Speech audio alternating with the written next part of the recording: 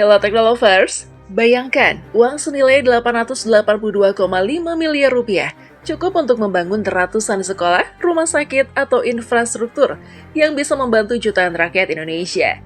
Ternyata, lenyap di tangan segelintir orang. Sebuah skandal besar yang mencoreng nama Lembaga Pembiayaan Ekspor Indonesia atau LPI akhirnya terbongkar.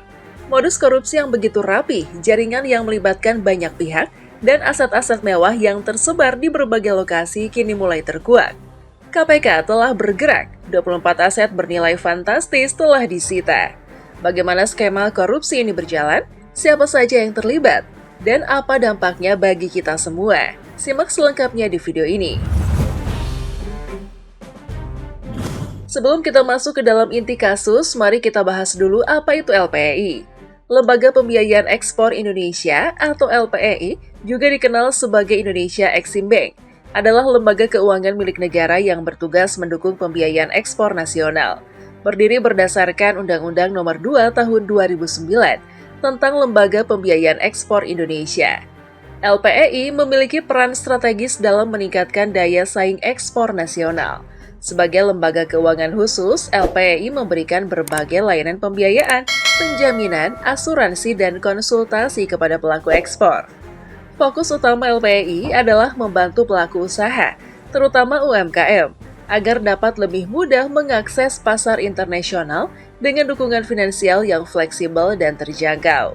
Program-program LPEI mencakup skema pembiayaan berbasis proyek ekspor, kredit ekspor nasional, serta pendampingan bagi perusahaan yang ingin memperluas jangkauan bisnisnya ke luar negeri. Namun, meski memiliki peran penting dalam mendukung perekonomian, LPI justru tersandung skandal korupsi besar. Penyalahgunaan dana dan penyimpangan dalam proses pembiayaan menyebabkan lembaga ini mengalami kerugian besar dan merugikan negara hingga triliunan rupiah. Kasus ini menjadi bukti bahwa bahkan lembaga keuangan negara yang bertujuan baik pun dapat menjadi sasaran praktek korupsi. Lantas, bagaimana kasus ini bermula? Kasus ini bermula dari dugaan pemberian pembiayaan yang tidak sesuai prosedur di LPI, yang akhirnya menyebabkan kerugian negara hingga triliunan rupiah. Modus yang digunakan adalah dengan memberikan fasilitas pembiayaan kepada perusahaan-perusahaan yang tidak memenuhi syarat kelayakan kredit. LPI seharusnya hanya memberikan pembiayaan kepada perusahaan yang memiliki rekam jejak bisnis yang sehat dan berorientasi ekspor. Tetapi dalam kasus ini, banyak perusahaan yang tidak memiliki kemampuan membayar tetap diberikan dana dalam jumlah besar. KPK menemukan bahwa ada proses manipulasi dokumen untuk meloloskan pencairan dana. Sejumlah pejabat diduga menerima suap agar menyetujui pinjaman tersebut, meskipun resiko gagal bayar sangat tinggi. Akibatnya banyak kredit macet yang merugikan keuangan negara. Dana yang seharusnya digunakan untuk mendukung ekspor nasional justru masuk ke kantong pribadi dan digunakan untuk kepentingan lain yang tidak berhubungan dengan ekspor. Setelah melakukan penyelidikan selama berbulan-bulan, KPK menemukan indikasi kuat adanya praktek suap, gratifikasi, dan penyalahgunaan wewenang oleh sejumlah pejabat tinggi di LPI. Ada juga indikasi bahwa sebagian dana hasil korupsi ini dilarikan ke pihak-pihak tertentu, baik di dalam negeri maupun di luar negeri, untuk disamarkan dalam bentuk investasi dan aset bergerak. KPK akhirnya turun tangan dan mulai melakukan penyitaan aset yang terkait dengan kasus ini. Hingga saat ini, aset senilai 882,5 miliar rupiah telah berhasil disita dari para tersangka. Dan jumlah ini masih bisa bertambah seiring penyelidikan lebih lanjut. Sejumlah tersangka juga telah diperiksa dan diduga kuat terlibat dalam skema korupsi ini, baik sebagai eksekutor maupun sebagai penerima keuntungan dari dana hasil korupsi. Lalu apa saja aset yang telah disita oleh KPK? Berikut beberapa aset yang berhasil disita terkait kasus ini. Tanah dan bangunan mewah di kawasan strategis seperti Jakarta dan Bali yang diduga dibeli menggunakan dana hasil korupsi, beberapa di antaranya berada di lokasi premium dengan nilai pasar yang terus meningkat. Properti komersial, termasuk ruko dan apartemen yang digunakan sebagai bentuk investasi. Beberapa properti ini bahkan disewakan untuk memperoleh keuntungan tambahan. Kendaraan mewah, seperti mobil sport dan motor gede. KPK menemukan bahwa sebagian kendaraan ini didaftarkan atas nama pihak lain untuk menyamarkan kepemilikan aslinya. Aset finansial, termasuk rekening bank dengan jumlah saldo yang mencurigakan, serta portofolio investasi di pasar saham. KPK menemukan adanya upaya pencucian uang melalui transaksi yang kompleks. Aset perusahaan, baik dalam bentuk kepemilikan saham maupun operasional bisnis yang terindikasi terkait dengan aliran dana hasil korupsi. Beberapa perusahaan ini hanya berfungsi sebagai perusahaan cangkang tanpa aktivitas bisnis nyata. Perhiasan dan barang mewah, seperti jam tangan eksklusif, tas dari merek ternama, serta koleksi barang seni bernilai tinggi, yang digunakan untuk menyimpan nilai kekayaan secara tidak langsung. Aset di luar negeri, termasuk properti dan rekening bank di beberapa negara yang dikenal sebagai surga pajak. KPK bekerja sama dengan lembaga internasional untuk melacak dan memproses penyitaan aset ini. Total nilai aset yang telah disita mencapai 882,5 miliar rupiah. Tetapi angka ini masih bisa bertambah seiring penyelidikan yang terus berjalan. KPK juga terus menelusuri kemungkinan adanya aset lain yang belum terdeteksi untuk memastikan seluruh kerugian negara dapat dipulihkan. Siapa saja yang terlibat? Dalam kasus ini, KPK telah menetapkan beberapa tersangka utama, termasuk mantan pejabat LPEI dan pihak swasta yang diduga turut serta dalam skema korupsi ini. Namun, seiring dengan perkembangan penyelidikan, muncul indikasi bahwa jaringan ini lebih luas dari yang diperkirakan.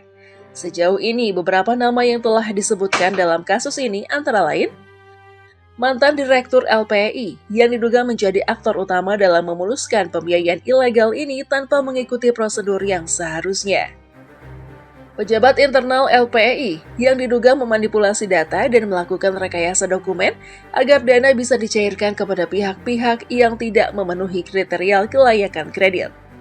Pengusaha swasta yang diduga bekerja sama dengan pejabat LPEI untuk memperoleh keuntungan besar dari dana yang dicairkan secara tidak sah.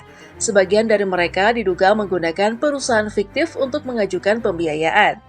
Selain itu, KPK juga sedang menelusuri adanya dugaan keterlibatan pihak lain, termasuk oknum di lembaga pemerintahan yang mungkin memiliki peran dalam meloloskan skema ini.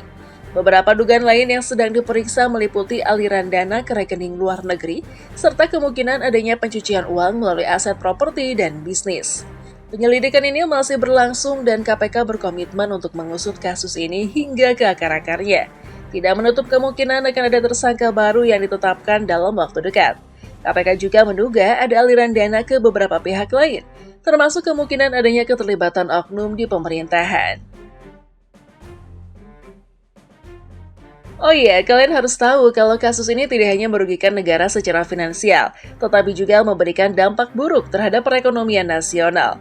Beberapa dampak utamanya antara lain, kerugian finansial negara. Kasus korupsi di Lembaga Pembiayaan Ekspor Indonesia atau LPEI mengakibatkan kerugian negara yang sangat besar, mencapai 11,7 triliun rupiah. Kerugian ini terjadi akibat pemberian fasilitas kredit kepada 11 debitur yang diduga tidak memenuhi prinsip kehati-hatian dalam pengelolaannya.